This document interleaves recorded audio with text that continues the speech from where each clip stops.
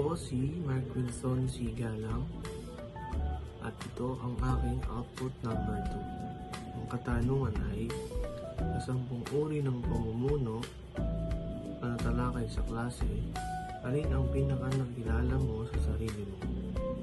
Bakit mo ito nasabi? Ano ang mga kalamangan at kahinaan?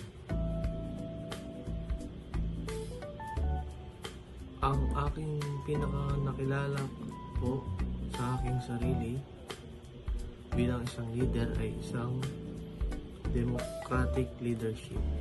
Dahil sa tuwing ako ay namumuno, palagi kong inuuna ang bawat suggestion o partisipasyon ng mga miyembro.